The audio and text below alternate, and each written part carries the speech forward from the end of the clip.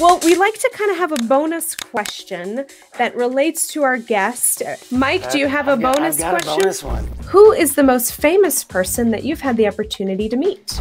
You guys are looking at him right behind me here. I've had dinner with Ringo Starr. So that would probably be my most famous person that I've been able to meet in my lifetime. How do you take your tea? Milk and sugar. Black, I'm assuming, right? No, milk and sugar. That's an English thing. Oh, How do you take I'm your sorry. tea? I mean black tea. I mean like Darjeeling, Indian black tea. No. Right? Oh my days. Oh my days. Tea. Tea. Okay. English tea. All the fancy stuff. I have my tea, milk, and 1 sugar, and the milk goes in once the tea bag has been taken out. None of this horribleness of putting the milk in when the tea bag's still in there. So PG tips. Yorkshire tea, a dash of milk once the tea bag is out with a splash of sugar. That's how I take my tea. What is your favorite Soviet-era cartoon? I don't know if you have heard about this cartoon called Carlson. This is actually, this comes from Sweden, but it was very popular in my childhood. What is the worst pronunciation of your last name that you've heard? Well, one of my friends used to do this on purpose, but he used to call me Rugi, which I didn't care for, and he knew it. So, what is your favorite fried chicken place in Atlanta?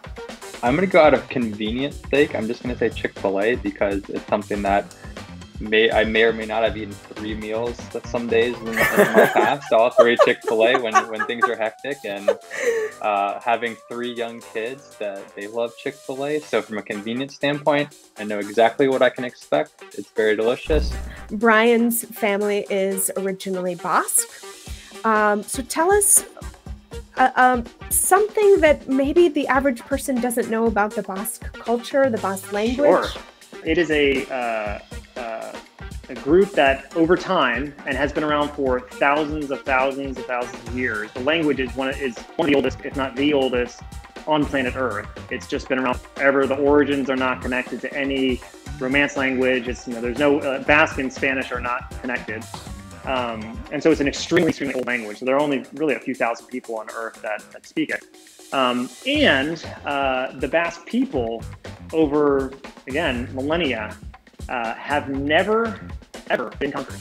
The country's rugged, so it's really been hard for over the years, as conquerors came through, they took high ground. It was really hard for them to be taken over. And then over time, they would make agreements and, join forces, but never officially be conquered. Who is your greatest musical influence? Musical influence, I would say Sam Cooke. Sam Cooke, okay. I thought you were gonna tell me because listening to your music, I was really picking up, Marvin Gaye. I was picking up. Marvin Gaye and Sam Cooke are my favorite. Okay. I was gonna say Marvin Gaye, but. Oh, okay. So I'm right on the money there. Okay, yeah, cool. You are. Yeah, for sure.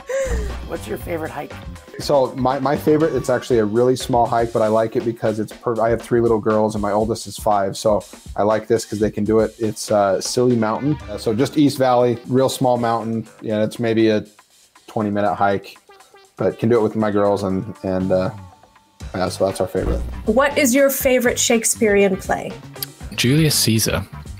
That's not one you hear quite often. No, Julius Caesar. I've always been fascinated with kind of ancient Rome and ancient Greece as just a historical period.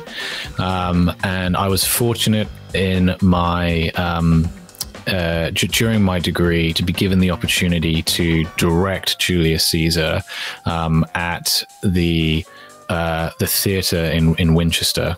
2 of my lead actors were given awards off the back of it, which made me feel really proud. And both of them actually have gone on to, become full-time professional performers. Now, I'm not attributing what they did for Julius Caesar, that's why they're doing it, because they're phenomenal in their own right. And the fact that it was my first real professional production that I was in charge of, it's got a special place in my heart. What's the worst piece of swag that you've received? You don't have to say who gave it to you, but maybe what the item was. Towels. When I used to go to congresses, they'd give out a lot of towels with the company logo, which of course I never wanted to use.